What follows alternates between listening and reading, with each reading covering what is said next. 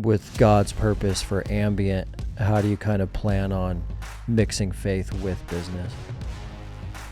Yeah, I think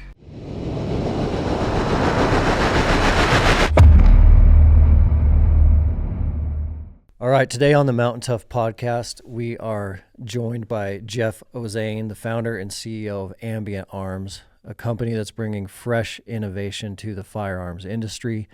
Jeff has spent more than a decade at the intersection of engineering, intellectual property, and product development, including leadership roles at Matthews Archery, where he helped drive innovation and protect some of the most respected technology in the bow hunting world.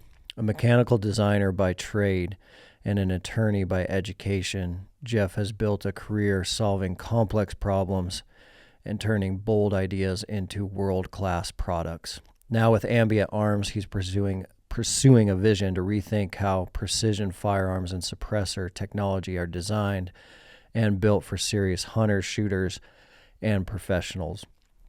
Beyond engineering, Jeff is passionate about protecting the Second Amendment, preserving the future of hunting, and ensuring that innovation continues to serve the outdoor community.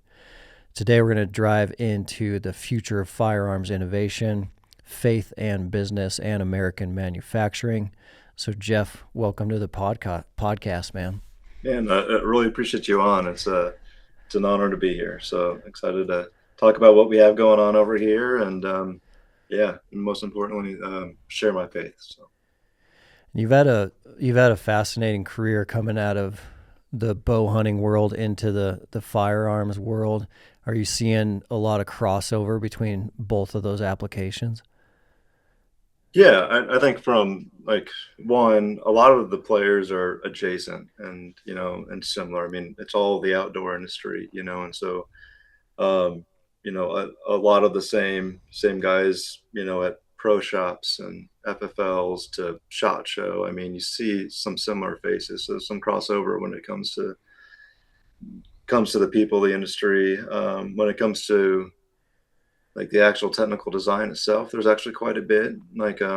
Firearm suppression, like any mechanical system that you're forcing to do work that you need to have some sort of output on, it's going to be an efficiency equation for the most part, and that's fundamental to archery, right? And so, I mean, think about a fly rod, for instance. You can throw as much energy into a fly as you want to, and it's going to go nowhere unless you efficiently transfer that energy, right? Yeah. And so if you don't transfer it efficiently, if you don't transfer the energy from your bow limb efficiently to your arrow, then you're going to have a miserable experience, because all that extra energy is going into noise and vibration, heat and that sort of thing, rather than speed momentum for the arrow. And so firearm suppression, I've not really heard it coined in this way, but it is an efficiency equation. It's how efficiently can you get this system to work? So it's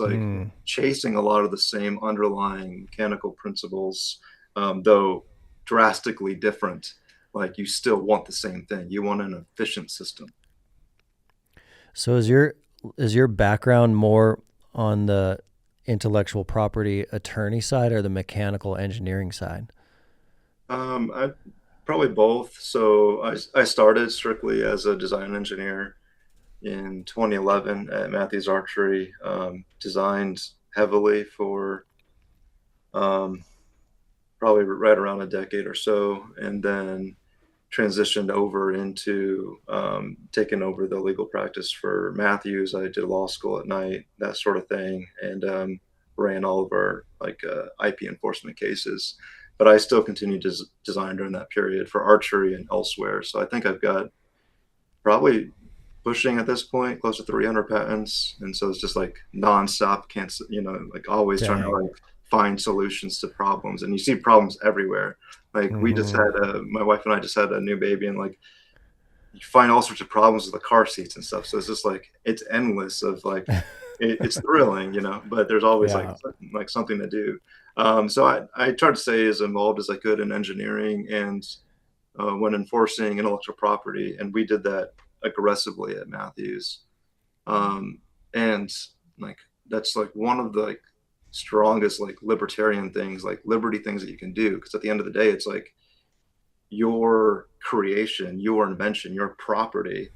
Like you can't, like it's fundamental to like the individual culture in the U.S. to like be able to own land, to own property that you can keep people off of, or Yeah. allow them to walk on the property, maybe for a fee, in the patent case for royalties, or you can invite them on as a guest, right? And so like it's all fundamental. There's been like a weird like move on the conservative side of things of like maybe we hate patents or maybe we love them. They're necessary to innovation and entrepreneurship, and I would fall in the latter category.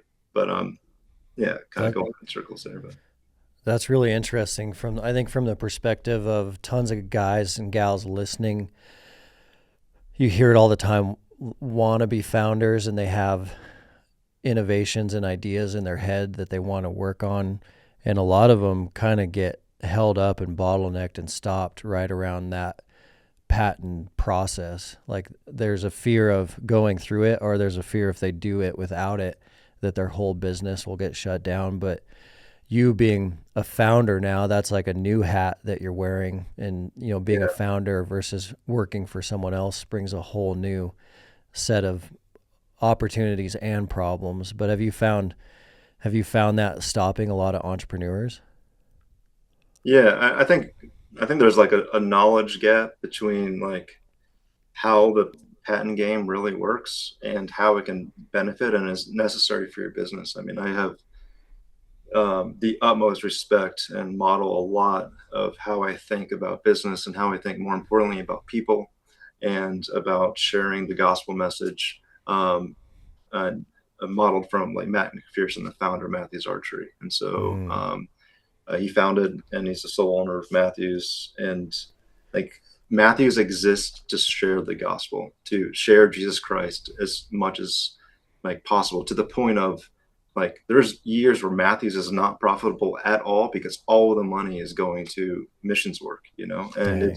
it's like absolutely incredible. And so like as aggressively as Matthews is and Ambient is in pursuing business, and we want to be the best. We want to own the space. We want to make a lot of money. We want to grow very large so that we can be more and more effective, and so that we can be trusted with more and more to share the gospel. And so in the same vein, patents are absolutely critical if you're an innovative company to hold a gatekeeper. Like that's how you protect your people. Like Matt had a very simple view of IP and IP enforcement that honestly, like it's like very honest, that a lot of people like it's simple but like don't get there. But like he views patents of like these inventions is what sets my company apart. We don't want to compete on a level playing field where everyone has my inventions. These inventions is how I protect my employees' livelihood. That's how my business is safe. That's how I can provide a business and a work for people to provide for their family. So I'm going to aggressively make sure that we protect that. And I mean, we've had series where we've had 40 some cases at one time. Matthews never lost a single case. And, we had a very sophisticated patent, strategy and methodology there. But at the end of the day, 99% of patents out there are complete junk. Like you got to be very, very careful, know what you want. And a lot of founders find themselves going to a patent attorney and getting the junk patent, with a claim that's half a page long, which is the metes and bounds of your legally protected property.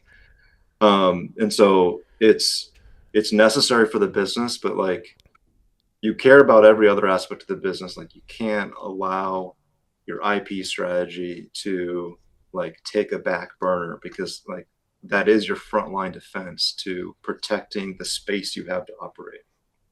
That's a great perspective, especially I'm sure it's the same in other industries, but in the outdoor industry, think about firearms and outdoor products and how many great companies build a really awesome brand, have really awesome people, and then they get knocked off with a lot of copycats and how that can change the game on them so fast.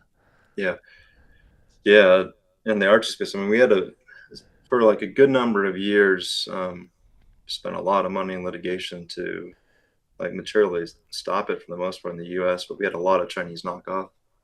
And so just flooding the market through US distributors. And so like there's definitely some times where like like lawfare is going to be necessary to like protect the future of an entire industry.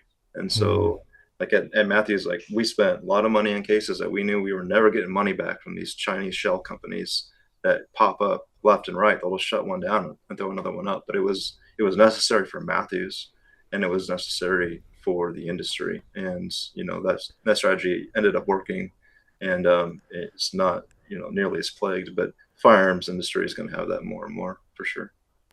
So when did you make the decision that you were going to leave Matthews and do your own thing? Yeah. For a while, I tried to balance, both. And, I've always liked spinning a lot of different plates, I guess. It was pretty clear last year. So I spent about 3 years in development with, the idea and refining it to a point of like, I was like pretty sure I could get it to work, but the we can get into the tech in a little bit here, but like the fundamental thing that we're doing is we're creating a negative pressure within an explosion, within, dealing with the pressure waves and dealing with rapidly expanding gases. And then we have to create a low pressure in that so we can create a vacuum essentially. And Hmm. so, while it seems like, oh, of course you should bring in cooler air to run a suppressor cooler, right? In hindsight, but it's actually like pretty counterintuitive. And so spent a long time, hundreds and hundreds of prototypes to like get it to a point. And last year was very clear. It's like we're here. Like this is going to work. We're going to build this, and basically roll the dice on ourselves and like have a chance to like scale this rapidly. And so throughout the entire process and deep conversation and communication with Matthews, and we're still very tight with the crew over there. They're still family. It's cool. Like we get to kind of merge our families now. I mean, we put our ambient HQ like 500 yards down the road with Matthews. So, That's awesome. we got an archery range going up here. They've got an archery range there. And so like, we'll have like always like be able to kind of, you know, go back and forth with the That's Matthews sweet. family. So but yeah, I would say last year was extremely clear that this was going to work, and sprinted, ramped up the company and launched it in January. Mountain Ops supplements keep you going steady. I've personally been on their Yeti pre-workout for clean energy without jitters, and their Hydrate to stay topped off during long days when you need those electrolytes. Creatine and protein are a staple for me for building and bouncing back. Plus, they have no junk, just real fuel. It's simple, reliable stuff that helps you push when it counts. Get 20% off Mountain Ops supplements at mountainops.com using code MOUNTAINTOUGH. That's MTNTOUGH. All right, now back to work. How are you feeling about the difference now between being more of an employee to more of a founder? Are you finding it challenging? Yeah. It's drastically different. I always felt like I was busy at Matthews, like there was always a lot to do, but I always had like a domain, and as a founder, it's everything. And we don't have an HR, so like I'm HR, and I think we're running, 18, maybe close to 20 employees now, and very slow to hire. Right, we will keep an empty seat before we fill it with the wrong guy. Culture's absolutely everything at this stage of the business. Like this is the time where you're bleeding for it. Like you're bleeding and like building a team. Like that's when culture's built, and then the hard task is to maintain it, right? Mm. And so like we don't want to get poison in the mix. And so we've had absolute blessings with every step along the way in hiring like we've not put in job offers. It's been the right guy at the right time, essentially, for us. But yeah, all the hats you have to wear, starting a new business that is scaling, and you're building HQ, you've got manufacturing going, we got sales. We're constantly every single week with military or LE partners. And it's just like everyone is pulled in every which direction. Everyone's pulled really thin, but it's really telling of the team when everyone is stressed. Like naturally, like scaling phases controlled chaos, right? Because you have more work than you have people, and you've got more work than you have time. So it's thin. But like everyone is like rising to it and like having like fun in it. It's just like there's so much to do. It's funny. It's so stressful. It's funny, and like it's a really good environment to be. So I think being a founder here is the most rewarding thing that I've done, and also a lot of weight. We've got I think that we've got over 30 like children that rely on Ambient to be successful, right? Like that's like I know on our first couple hires, it was like, oh my goodness, we have 8 kids that rely on Ambient, and it just like keeps growing. It's like, it's like that metric that is like, it's a lot of weight, It's cool to hear that, because there's been a lot of conversations on this show this year as we've been kind of like diving into. One of the topics has been around the idea that like every person gets these divine assignments from the Lord. Every person gets these callings from the Lord. And a lot of individuals like step into that and take that step of obedience and dive into that calling. But there's also a lot of cases and instances where the calling is there, or the nudging is there, and someone gets confirmation and affirmation, but they don't take that obedient step. And usually when they don't take that obedient step, as we've broken that down a lot over this year, it's usually over fear of provision or fear of man. And so for men, like if their identity isn't completely locked in, there can be common instances where they know that the Lord is calling them into a new business or to a move or to a new ministry or mission field or anything, whether it's large or small, but fear of provision or fear of man often like stops them in their tracks. And the fear of man a lot of times is like, what are my family members going to think? What are my friends going to think? And it can be a dream killer. And then that fear of provision of like, if I do this new business, am I going to be able to pay my mortgage? Can I provide for my family? That oftentimes just turns into a bunch of delayed obedience. So, they sit on that idea for a year or two, and they might miss the timing window, or God might take that to someone else. But the hearing you talk about Ambient and how it's fun but hard is such an indication of like the divine assignment also that is set up for each and every one of us. Is like, the divine assignment is never easy. It is always like fraught with challenge and adversity. But when you're in that lane, it is fun because like you're in the right spot. And even though there's challenge after challenge after challenge, like there is a reason that God needs you to do that certain thing. Yeah, like the feeling of like being divinely purposed, I would say, right? Like that is like, you can't explain it. And oftentimes, at least in my experience, when I've felt the most purpose in what I was doing is probably like the hardest time of my life. But it was that purpose that is like countered everything and like made it feel like the most right time in my life, even though like things were not like going well, like weren't easy. And, it's come in all different forms. Like the hard right now is different. Like the hard right now is exhausting. It's, not much sleep. Like I sleep on the floor of my office most nights last night. But it's like what it takes right now, because there's just like so much to do. It's a season. But there's like purpose in it. And it's like we're everyone's calling and conviction is different, but like I do think that the future of evangelism is business owners. Mm-hmm. It's prominence, it's respect, and it's being able to explain and share what you believe with conviction when you're sitting on a platform of respect as well. And Mm-hmm. respect comes in every different way, but it's fundamental, especially as men.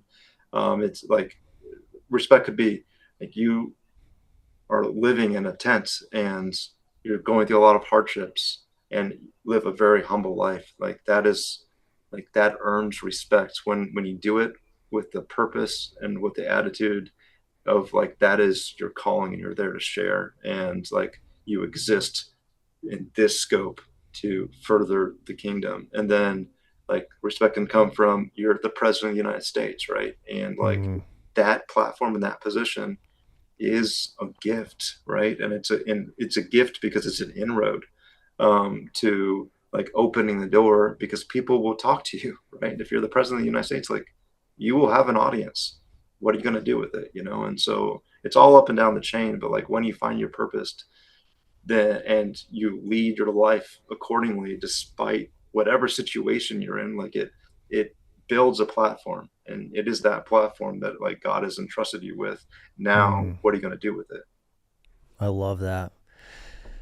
Especially, I think there's so much discussion now around, biblical masculinity and where America is headed, where America and men are headed, and a lot of that conversation often overlooks just the like society sin and like community sin, and we focus a lot on our own salvation, but really what can change like a town and a community and a city and a state and then a country is going to come from business owners, and it is going to come from the industries and the manufacturing that is happening in this country, because no matter what, we're going to spend as men the majority of our life at work, and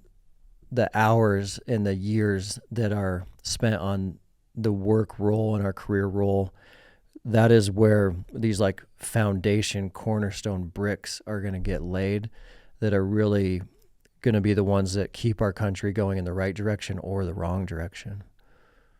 Yeah. Yeah, I think like the recipe right now in society is like exciting if you're like a man chasing God, right? Because it is like it's ripe for leadership because we've had like everything's been soft from like the feckle church to you know like even if they're like strong theologically, they don't take a backbone, they don't take a stand. Like there's a void of leadership, like we feel that because we're built for it. And like we're here now, like they're like I said, there's an audience for it. There's an audience for like real men that have done hard things, that are doing hard things, that you want to hear what they say, and you want to be a leader and you want to follow, right? And so Mm. like it's like I think we're gonna get more and more challenging times, but it's probably some of the most ripe times to like chase after being a masculine man as Christ showcased and defined for us. And so it's gotta happen everywhere. It's gotta happen in the churches too, but it's for for the most part it's been pretty weak. Mm-hmm. Yeah, the pendulum swung too far Yeah. and created some major problems. Not only the leadership vacuum, but just the vacuum. And there was most of my childhood, you might have been the same, but there was a multiple decade experience where I trusted all the leaders in my community, state, and like even up to a governmental level. And then as I got older and we kind of approached that couple years before and after COVID, that was the first time in my life I ever felt this kind of 180 where there was not as much trust in leaders, whether it was business leaders or governmental leaders, as I had for the most of my life. And that was a really unsettling feeling. Like when you grow up somewhere and you just have faith that those around you in a leadership position have your best interest in mind, it gives you a really good sense of security. And then when that takes a complete 180 and you feel like those in leadership positions around you don't necessarily have your best interest in mind, it really kind of changes everything. And I think now is our chance to kind of push that pendulum back that other direction. Yeah, absolutely. Like the COVID era was kind of a pivotal point for me too. And it was like another hard time that was the last real material time where I felt very like purposed, but it was very miserable in a different way. Like, now it's exhausting, but like then it was trying for other reasons, because like it eliminated everything that like I would have wanted to care about. But it was, I was in like law school at night during that time and started a First Amendment nonprofit called the Free Exercise Coalition. So the Free Exercise Clause from the First Amendment to the free exercise of religion. And it was like one of those times of like I was in law school in New England and like very, very liberal. My first day at law school, like I had to eat lunch underneath a pride flag, and I'm like, and that's like solidified, like how did that get there?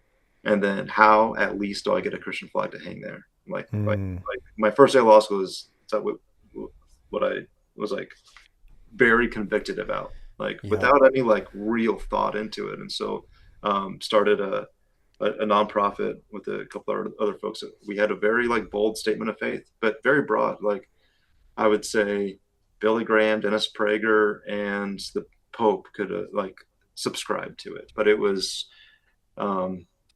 it was essentially advocating for traditional family, for the male female gender and pro-life stances. And what ended up happening is to get the Christian flag hung up in the law school, we had to be affiliated with the law school and be an approved organization, have our nonprofit approved. And it ended up turning into an extremely tumultuous experience. And the entire law school would walk out. If we would go there, we were blasted on all the news media. Fox News was covering it. We ended up was doing a lot of First Amendment work, anyways, for like Fauci, like vaccine exemption, like fights for hospitals and universities and that sort of thing. So working with the First Liberty Institute, and so they ended up backing us in that case. But we ended up winning, and having the Pride flag taken down during Pride Month and all that at the law school. But it was an extreme time of like people hating you, but trying to do it, like this is the balance. And like there's definitely been times in my life where I have not hit this balance. Like I go way too far on, I'm going to have this opinion and I will argue with it, and like I believe it's right, and like I will argue from a position not necessarily of I care about you, but like this is right and you're gonna understand that, and but like during this time, like I felt purpose because I felt like truly doing it like out of love. Like it is okay to have these beliefs. Like I was older, I was successful, I was on the hiring bar, like we were hiring people, right, from that law school and elsewhere. And so like we were in a different position. Like the halls of academia didn't have the same pressures that they would typically have, because like I don't need a job anywhere, and I'm just doing this thing at night. And so I was thinking about the 22-year-old like Christian student going into a very liberal place, eating underneath that flag. It's like, no, you can like talk about it. Like what a great conversation starter to have a Christian flag hanging from the ceiling, and you can, it's like an easy segue. That's your audience. That's your like, that's your platform now to like, now it's easy to bring it up. And so, yeah, we fought that one, for a Dang, while, but that's that was wild. like, death threats. There was like extreme stuff. We changed the law in the state. We testified at the legislature and changed law for religious organizations in schools. But I mean, that was an extreme time. Not to, Hmm. but it was tough. For more than a century, America's sportsmen and women have led the way in paying for the restoration of wildlife, conserving habitat, and investing in the future of our natural world. This is a legacy built not on what we take ourselves, but on what we give back. That's the nature of conservation, paying it forward for the next generation. This is the reason Mountain Tough is a proud partner of Wild Sheep Foundation, an organization committed to keeping and putting wild sheep on the mountain. If you're not already a member, learn more today at wildsheepfoundation.org. Yeah, and you think about that, what we just talked about, where that fear of man, it can stop us from a lot of obedience. And that was a great example of like the fear of man can be overwhelming at times. Yeah. Yeah. And it's like, we'd all like to think that we just like, we don't care, we're like, we find our worth intrinsically enough, in a prideful sense that it doesn't matter. But like, when, you get hate mail all the time, and you get slandered and called everything you can imagine by the dean of the law school, a Christian national and a bigot and all that stuff, like, and worse, like it's it's like an extra weight that you just like would like to think that it, like, water off my back. It's like, it doesn't feel like anything, but it was a good building experience to be like, no, like do this out of love. What ended up happening there, which is incredible, which is like, I ended up creating a really strong friendship with a devout atheist, that was a president of the Secular Students Alliance, which is as extreme as you can get on the other side. They are there to get religion out of school. They're there to push abortion and all that. But through it all, like, we had built a respect for each other, and he did some op-eds in favor, and he ended up, holding a large ceremony for the school that his Secular Students Alliance organized and built, to award myself the free speech like annual award for SSA, which is like, wow, for like that is, I think, to me, like a strong indicium that like, yeah, like, it's okay to take a bold stand. It is okay to say what truth is. Like, you have to, like, you're going to love somebody in hell. Like, you have to like define what is right and what is wrong. Right. I mean, that is the blueprint that we were given, but you have to do it in a way that you maintain respect where possible. It's not always going to be possible, but do it in a way of like love. Like, you want them to find the, like, it's a straight binary question. Like, is it right or is it wrong? And like it's all gray now, and church doesn't want to take a stand on a lot of the issues. Like, no, we got to take a stand, because that's where freedom is. Like freedom is living in light. Freedom is an absence of refusal to acknowledge sin, to acknowledge darkness. Like, we have to, as men, we have to help define right and wrong, to help share what Christ defined as right and wrong. And but you got to do it in a way where you can have testimony, right? What did your faith testimony look like for you over the course of your life? Yeah, I would say, like, I didn't have a extreme turning moment of I was a heathen and turned to Christ, which I think is powerful. But my testimony is, in a way, like, feels to me like traditional American society, which is in a way a lot more dangerous for not finding the right path than black and white, like extreme situations. But no, I was a pastor's kid. My dad was a pastor at Calvary Chapel, Costa Mesa in California, underneath Chuck Smith. So if you watch Jesus Revolution, then they went and started a Christian radio network on the East Coast, and then started one in Wisconsin. And so always had a strong, like, principled foundation of the blueprint, I would say, and then, had a very strong, like, personal relationship for a good while. Probably culminated up my junior, senior year of high school, and I was, a camp counselor at a Christian camp, which is like, there's a place in my heart for Christian camps, a very strong place. And we had a very trying time with like allegations and suicide of mentors and things like that. And so it was a turn to a dark time for me from there throughout college. And then, kind of found, like, I was never, like, when trials happen, I was never, like, mad, and this is pales in comparison to most people's trials, but it hit me hard. But I was never mad at God. I was just, like, done. Like, I just want to be numb. Like, I'm just done feeling it, type of thing. But, like, never like just didn't think that,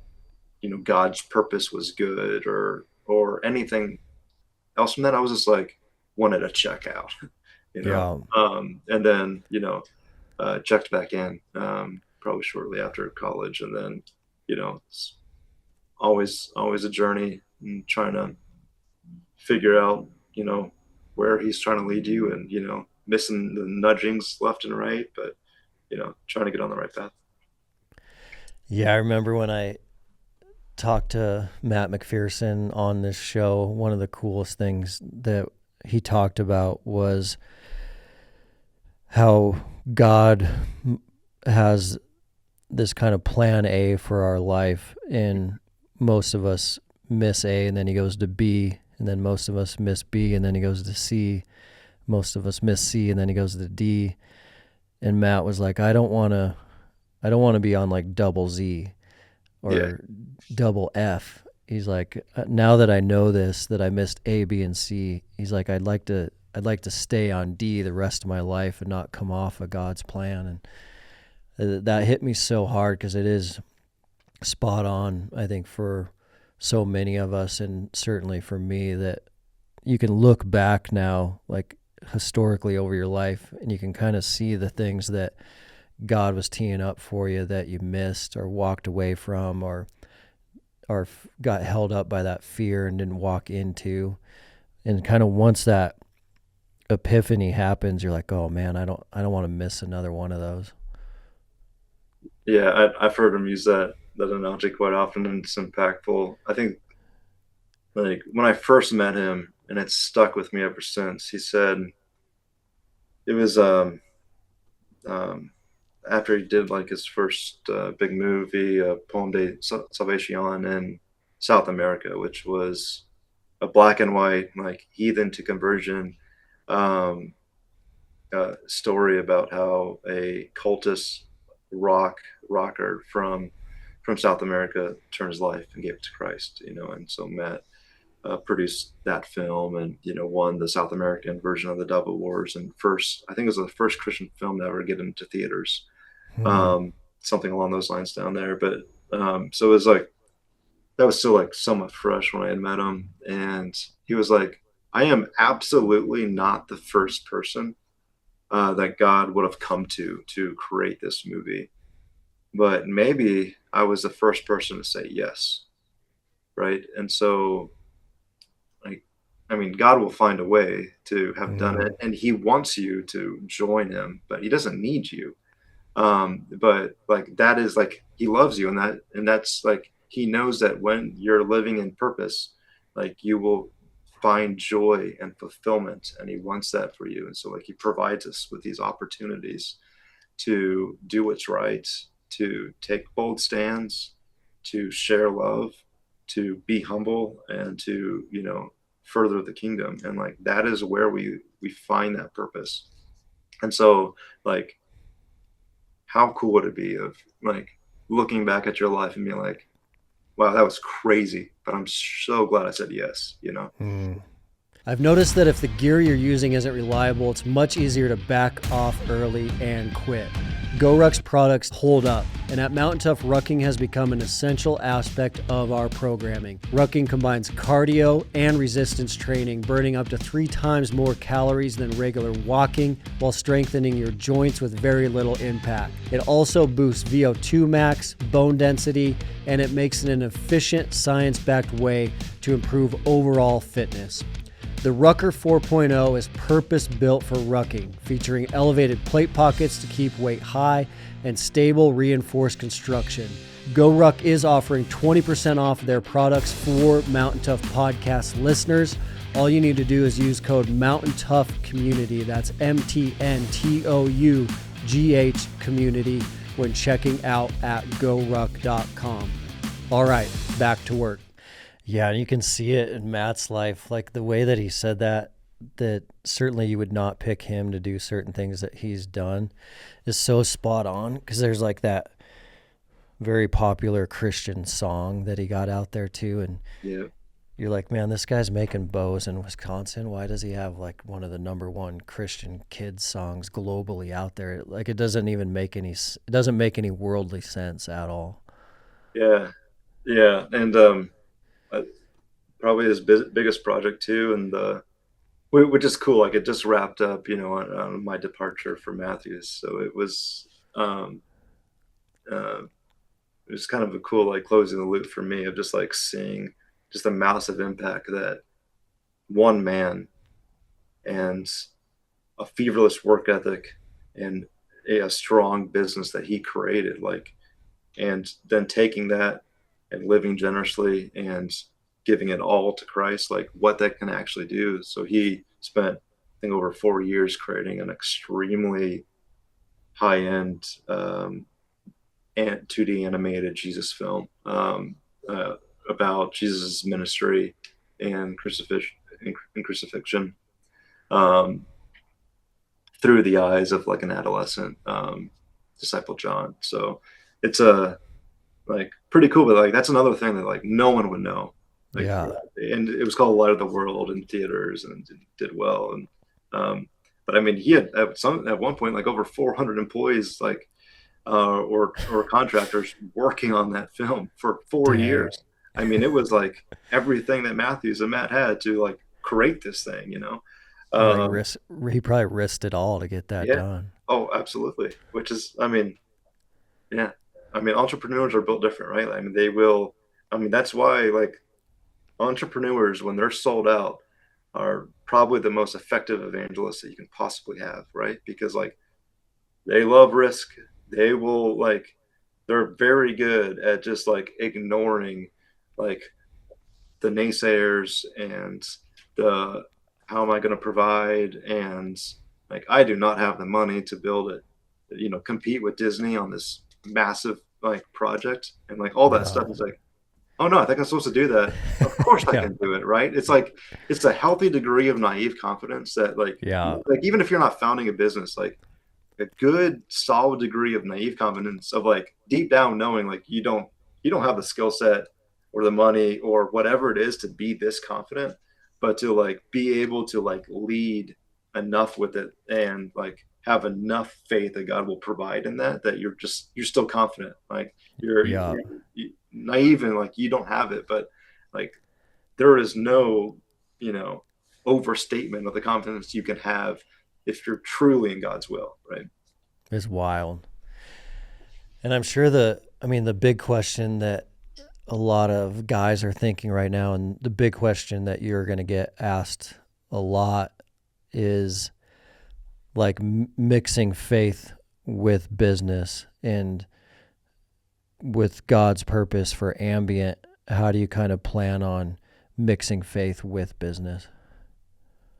Yeah, I think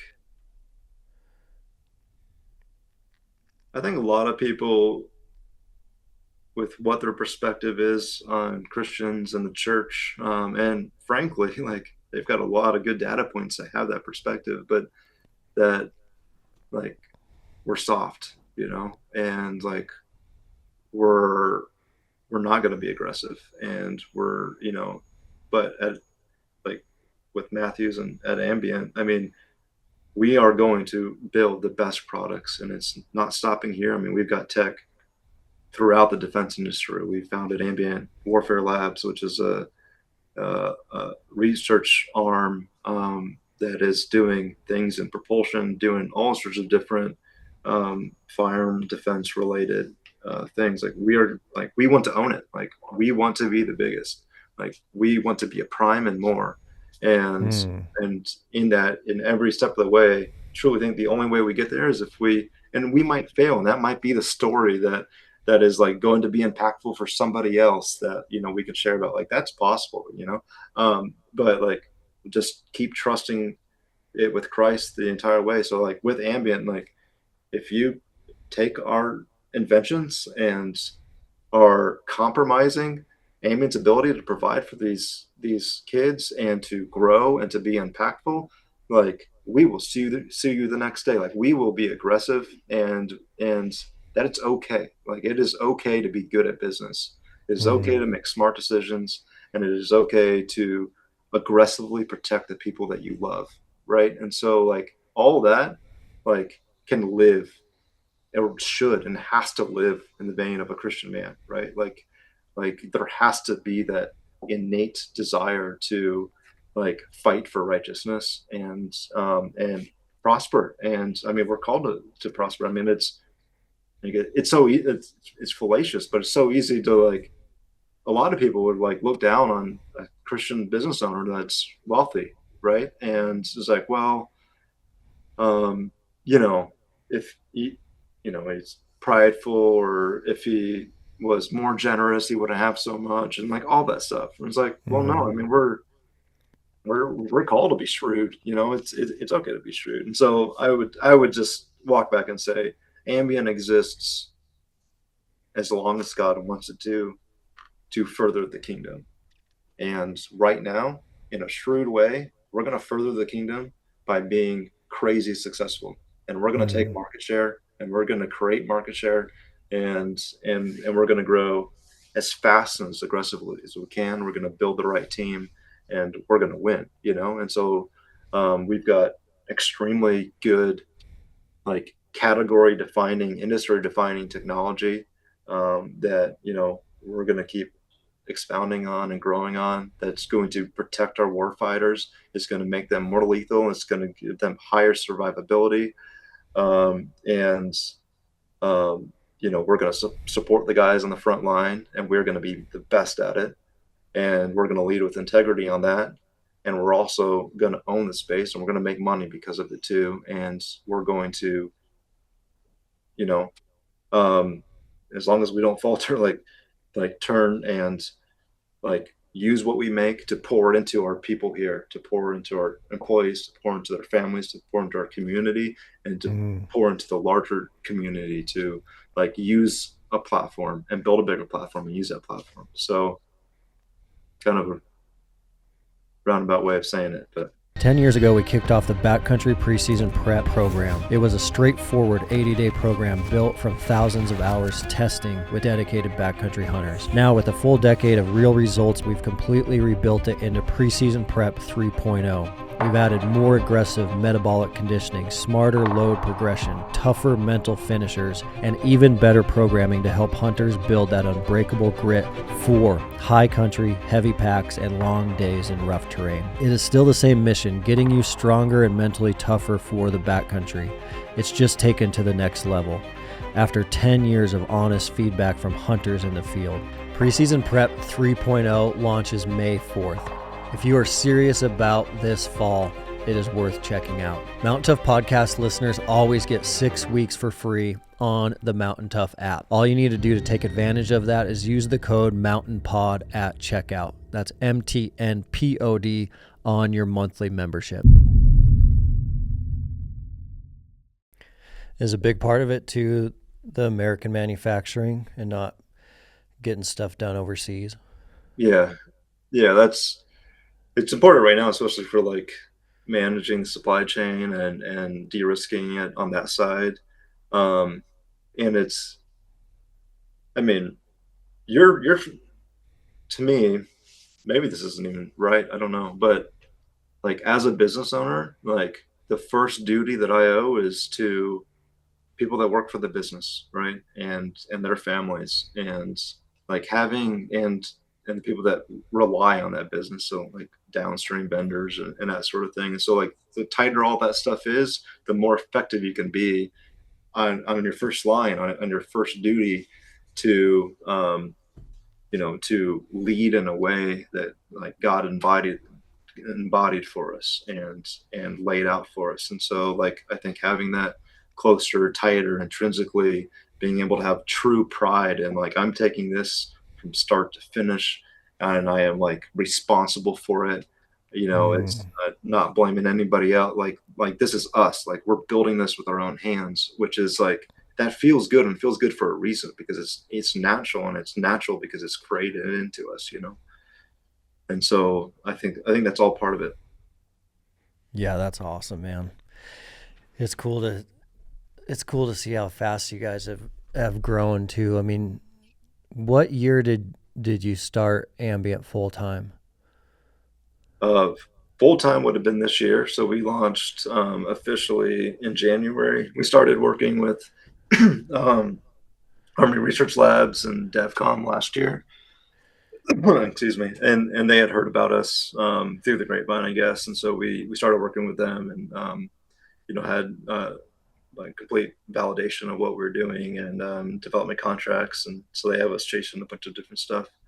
But on the commercial market, when we started actually having like real revenue, would have been in January when we launched. So kind of made the transition. I mean, we had employees working for Ambient last year that were all working for free. Like the core team was just basically donated their time because they believed in where it was going. And so as soon as we had cash flow and revenue, we could obviously start to make sure that everyone was supported. But I mean, like a lot of people took a risk on this. And so like, it's like even more like weight to like build and grow, and like with risk comes reward or not, but yeah, so this year. And already kind of like up to that 18, 20 employee range it's some fast growth. Yeah. And we should, I mean, there's a lot of pain right now because there's a lot of work that we don't have enough people to do, but again, it's just like it's holding out for the right people at the right time. We've done no open solicitations. We've pretty much hired friends of friends. Has been like the extent of it, and it's been absolutely the right decision so far. And we'll hit a stage in our company where it's, we don't get the luxury to like have, solid vouches and like long experiences working with guys, but God will, he'll bring the right people at the right time, so long as we're living that purpose. And I'm sure it changes your perspective with God's purpose being behind it, because certainly innovation like you guys are able to create and have created is gonna, for you, I imagine, open up the door for a lot of the larger players wanting to purchase you guys. And if that were to happen, certainly it's not a bad thing, but it certainly kind of changes the trajectory and the path. Have you thought about that quite a bit? Yeah, I mean, we've had those situations a lot this year, but yeah, right now, like I trust this Ambient team, I trust the Ambient leadership, and I trust that we're using this for how it's supposed to be purposed. So it's not on the table. Right now, I've seen enough of those M&A deals to have a good idea of how they're pretty good at on a business side at undermining the magic, right? Like, because the magic is the intangible, and it's always the intangible, the unquantifiable that's the first to go, right? It, like it's very easy to kill magic, and so like right now, like Ambient's got some real magic and some very special things that we're building, and so like I trust us right now. But That's awesome. but I'll be obviously thought about things.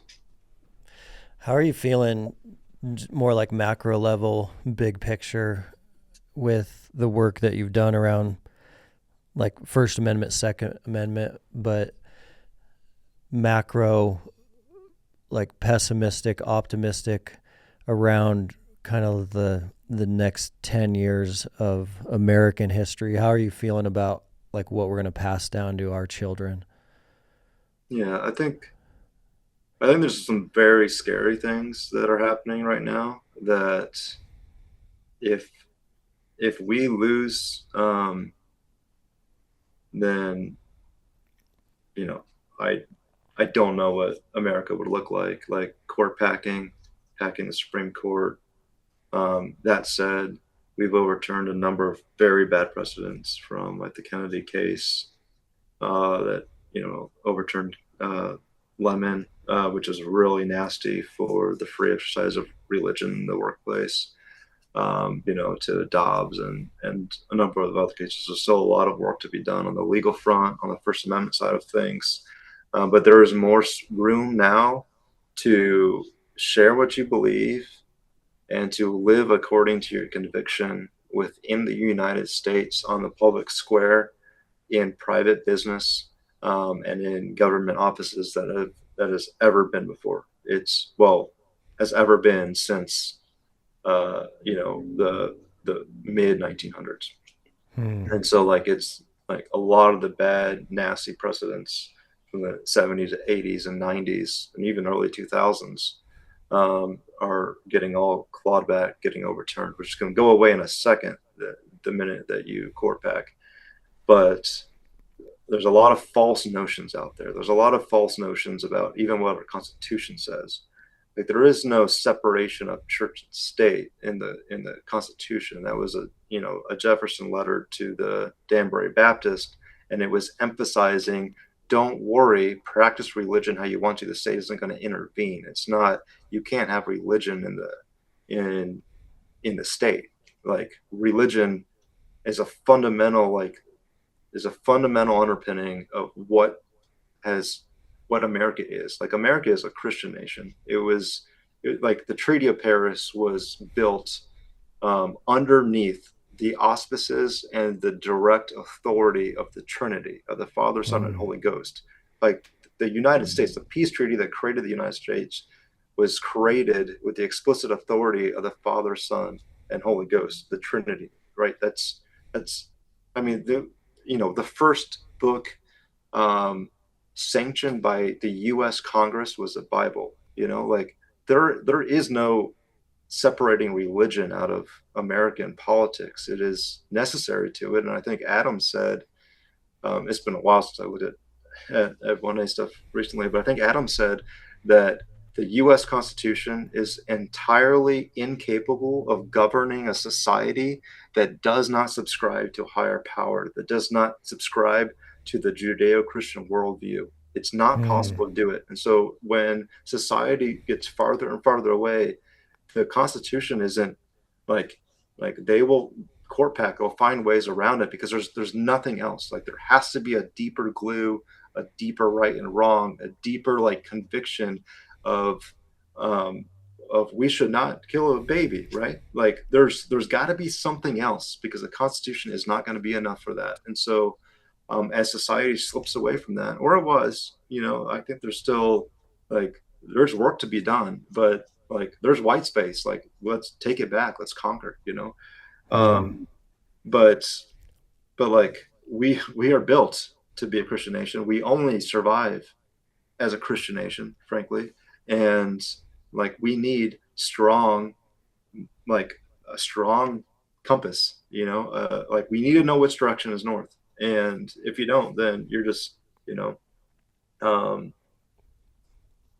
a ship without direction. But so on the 1A side, there's work, but folks like First Liberty, ADF, like these guys are, and a ton of pro bono hours. I'm very good friends with a lot of the constitutional attorneys out there that work at big law firms, that work at the biggest law firms in the country, that give up their time to fight these cases because First Liberty can't afford it. These other organizations can't afford their time. They're crazy expensive, but they donate their time. And all that stuff is unseen. It's unseen by the larger Christian community. But like, there's guys on the front line that are bleeding for it that you would never know. And they work at these large law firms. I mean, like Paul Clements, he was kicked out of Kirkland and Ellis, but he's former Solicitor General. He's done a ton of cases. Aaron Strait at Baker Botts. I mean, these guys are giving up so much time to like protect and to claw back and build a space for religious liberty and your ability to share. But like, be bold now, because like, you have the law behind you now. You've got the bad precedent away. Like, share what you believe in church. Like live according to your conviction. And like there's a lot of false notions of what you're able to do and not able to do. On the Second Amendment side, real fast, the National Firearms Act is, they're trying to claw it back. They had HPA Light go through last year, which, as you know, like buying a suppressor is difficult. And so you've got to go through a long waiting process with the ATF. It used to be like 10 months, and now it's like 4 days to 24 hours. It's a lot better, but you got to like submit fingerprints and all that nonsense. You used to have to pay the government a tax to buy a suppressor. So you used to have to pay them $200.